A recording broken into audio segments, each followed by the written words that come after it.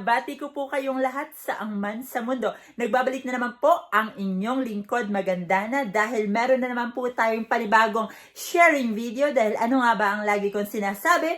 Sharing is caring. So, for today's mini video, pag-uusapan po natin ang mga kadalasang tinatanong ng ating pinakamamahal na immigration officer sa mga travelers. Pag po tayo ay lalabas ng ating bansang Pilipinas, ano nga ba ang kadalasang itinatanong sa mga passenger? Okay, so wala nang patumpik-tumpik pa, tingnan natin ang aking mahiwagang blackboard. In-rate down ko dito ang primary question at secondary question. Sana po makatulong po ito. Gusto ko lang pong sabihin sa ating mga kababayan, sana po sa ganitong paraan natutulungan ko po kayo, nag-guide ko po kayo at meron po kayong makuhang makabuluhang impormasyon sa mga short video ko, sa mga sharing video ko. Okay, simulan na natin. Bin-break down ko dito yung primary question. Where are you going? Saan ka pupunta? Okay. Tinanong po kayo, saan ka pupunta? Sa Saudi Arabia or United Arab Emirates. Direct to the point po, wala nang paligoy-ligoy pa. Saan ka pupunta? Sa Japan or sa China. Saan ka pupunta? Sa Macau. Ganun lang po. Keep it simple and direct to the point. Okay po? Number 2. When you will return to the Philippines. Kailan ka babalik? Direct to the point po ito. Wala nang paligoy-ligoy pa. August 20, 2025 or December 22, 2024. Direct to the point po tayo. Dapat po alam nyo yung date, month, and year. Mas maganda po kung alam nyo yung terminal na nakalahad dun sa return ticket nyo eh. Kailan ka babalik ng Pilipinas?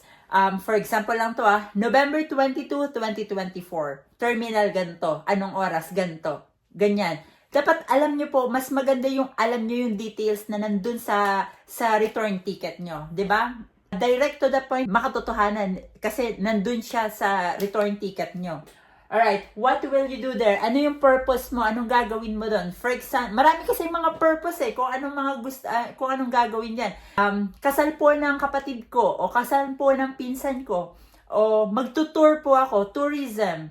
Maglilibot-libot lang po ako doon, mamamasyal. Bibisitahin ko po yung mama ko doon kasi residence yung mama ko doon. For example, gusto ko pong makita yung fiancé ko na foreigner. In-invite po ako ng fiancé ko na foreigner. Ganon. Ano mang purpose po na meron kayo, keep it simple, state at direct to the point. Invite po ako ng ate ko kasi halimbawa, naka-jackpot po yung ate ko ng bonus, so in-invite niya po kami for tourism na pumunta sa, for example, Disneyland. Ganon. Keep it simple talaga, direct to the point, para malaman ng immigration officer na talagang you're stating the truth. 'Di ba? Okay. Number 4, what is your occupation here in the Philippines? Tourism ka tapos ikaw lang yung nag-sponsor sa sarili mo. So gusto nilang malaman kung saan galing yung pera, kung talagang may capability kang sponsoran yung sarili mo. Capable ka talagang gumastos sa mga tourism abroad. Okay? Number 5, may I see your return ticket? Ayan. Pag binigay mo to, yung return ticket mo, dapat alam mo yung nakasaad dun sa return ticket mo kung kailan ka babalik, kung anong terminal ka. Di ba mas maganda once you give to them yung return ticket mo, sa gantong araw ka pala babalik, yes sir, or yes ma'am, babalik po ako November 20, 2024, terminal ganto, ganyan. Di ba? Mas may impress sila, alam niyo yung details ng niya, gantong oras po ako lalapag, di ba? Na mas nakaka-impress yan. Meaning to say, you know what you're doing. Alam mo kung anong documents meron ka. Next, do you have a travel insurance? Ito napaka-importante nito. Why? Kasi kung may mangyari, wag naman po sana, in God's grace, wag naman po sana, pero kung in case lang, just in case may mangyari sa'yo, so insured ka. Yan ang number 1 na requirements pag lalabas ka ng bansa natin, ng bansang Pilipinas, is kailangan meron kang travel insurance international, especially sa mga magtutour. Why are you traveling alone? Itong tanong na to, if you are traveling alone. Bakit? Kamo, for example, direct to the point, gusto mo mapag-isa, gusto mo mag-travel alone, or may pinagdadaanan ka, you want to move on, for example lang yun for example, or gusto mo lang talaga mag-travel alone, gusto mo ng peace of mind. So explain, state the truth, tell them, convince them. I know kasi mga solo travelers, prone talaga yun sa mga mahirap i-convince sa ating mga officer. Pero if your purpose is really a tourism and alone ka talaga, state the truth, tell them the truth.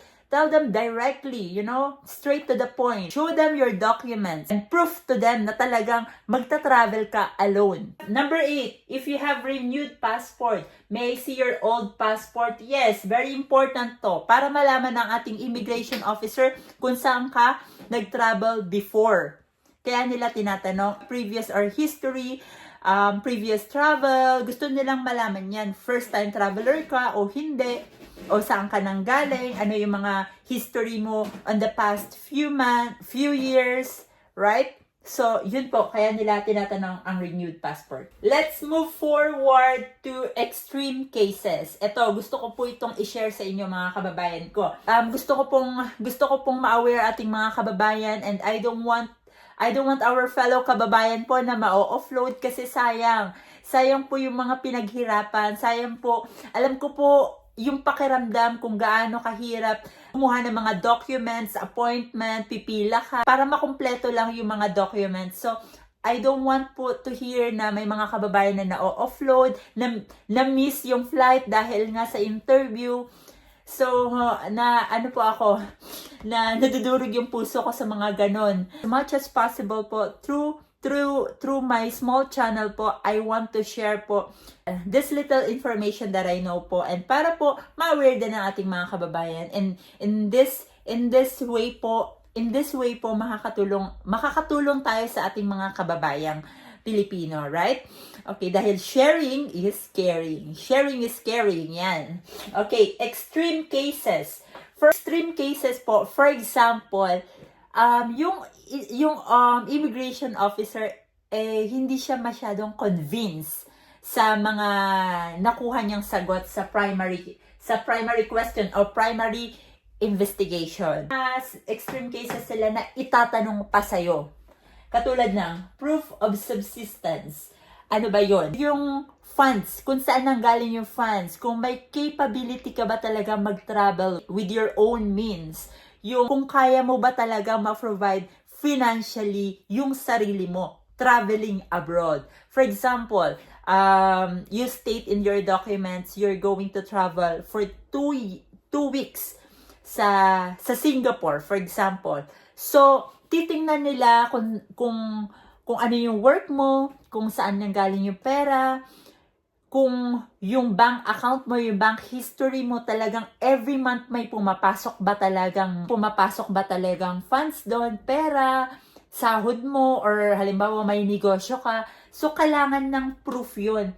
Kailangan nilang makita at gusto nilang makita. Yun ang mga extreme cases. Place of residence at your destination. Ito, napaka-importante nito. Kasi ang mga immigration officer, may sinusunod silang SOP sa kanilang trabaho, may mga guidelines sila. So, alam naman po natin na talagang ang money laundering and human trafficking. So, ina-avoid lang nila yung mga ganon, yung mga illegal recruiters. So, gusto nilang malaman kung saan yung residence at your destination talaga. For example, you have an invitation letter. Gusto nilang malaman kung sino yung nag-invite sa'yo, ano yung address, or for example, in-invite ka ng family mo, relatives mo, ate mo. Gusto nila malaman anong trabaho ng ate mo doon, residence ba ang ate mo doon, nakapangasawa ba ng foreigner, yung mga ganong tanong. So, kailangan doon ng maraming documents to prove na may relatives ka abroad. Third, proof of relationship. For example, family mo or relatives mo yung nag-invite sa'yo, you have to prove them, show them the documents na kapatid mo siya. Like, marriage certificate ng mom and dad nyo, birth certificate na nag-state na parehas kayo ng dad or parehas kayo ng mom. Okay. ano pa, everything that can prove the relationship na nag-invite sa'yo is valid, okay? Tandaan niyo po yan. Or, paano naman kung fiancé mo or boyfriend mo nag-invite sa'yo? So, you have to prove talaga, pictures, when the relationship started, kung paano kayo nagkakilala, chat, or video call every time, history ng video call nyo, mga picture ng anniversary, picture ng date, lahat-lahat. Okay? So, kailangan mo talagang i-prove. Kung kailangan mong i-documentary yung mga anniversary nyo, yung mga kilig moments nyo, then go for that. Just to prove na may relationship kayo. Okay? Paano naman kung pinsan lang? Okay, pinsan lang. Gather the documents na magpapatunay na halimbawa, magpinsan yung nanay nyo or magkapatid yung nanay. Dalhin mo lahat ng documents para kung sa ganon, mas maigi na lagi kang merong reserved documents once na itinanong sa airport mismo, sa immigration office mismo, meron kang ipapakita. Don't give them a place na mag-doubt sa'yo. Yun lang po ang gusto kong sabihin. Don't give them a place na mag-doubt ang mga officers sa inyo. Kasi ang aim natin dito is to convince them, to show them, to tell them the truth, to state the truth, show them. Ang aim natin dito, matatakan tayo na makaalis. Hindi ang goal natin dito, hindi ma-offload. Ang goal po natin dito is makaalis. Matatakan tayo ng pass at makalipad. Alright? Let's move on for secondary question. Bago yan lahat, gusto ko lang po i-share sa inyo na ang first preliminary primary interview or primary interrogation will last for 45 seconds. So, within 45 seconds, lahat ng itinanong sa'yo, you have to state direct to the point, makatotohanan, okay? And straight to the point, walang paligoy-ligoy. Kasi it will last only for 45 seconds, okay? Ngayon, sa 45 seconds na yon, pag hindi mo na-convince yung immigration officer, that's the time they will set you for secondary investigation. Secondary question. Ibig sabihin, pag hindi mo sila na-convince doon sa first interview at may nakita silang irregularity sa mga sagot mo or sa documents, hindi tugma, ilalagay ka nila sa secondary interrogation. It will last for 5 to 15 minutes, okay? And extreme ang itatanong nila sa inyo dito. Dito mangyayari ang malalimang investigasyon, dito mangyayari ang malalimang interogasyon, okay? So, anong mga hihingin nila pag sa secondary investigation? They will ask you more valid documents. More valid documents, okay? Tandaan nyo po yan. Katulad ng, for example, subsistence, residence at your destination, tsaka yung mga relationship. Ibig sabihin, hindi mo siya na-convince sa mga tinanong niya sa'yo dito. So, mas hihingi siya sa'yo ng mga proof of documents. Kailangan mo patunayan. Kailangan mo i-state sa kanya na eto, ganito po ang destination ko, ganito pong date, eto po magkapatid kami, eto po pinsan ko, eto po yung mga ganito. Yan, kailangan mo sa kanilang patunayan. Sa secondary investigation, okay? Proof of relationship, yan. Hihingin nila sa'yo. Pag, for example, sinabi mo, kapatid ko po, in-invite ako kasi po kasal niya. Okay, proof of relationship. Patunayan mo na kapatid mo siya. Ipakita mo lahat ng documents na magpapatunay na magkapatid kayo.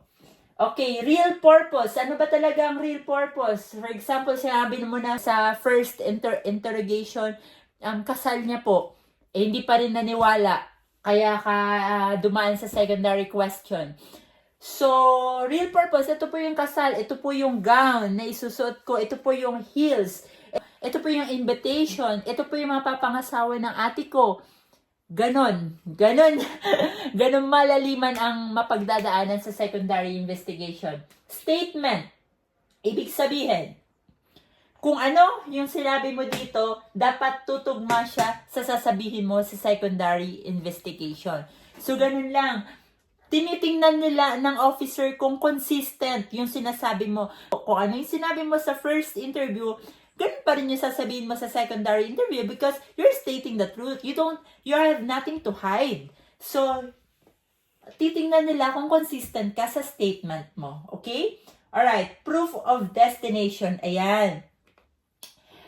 Talagang titingnan nila kung saan ka talaga pupunta kasi may mga iba nagko-cross country, titigil sa gantot, pero doon na pala talaga ang destination, hindi na pupunta sa another country na merong stopover. So, yun.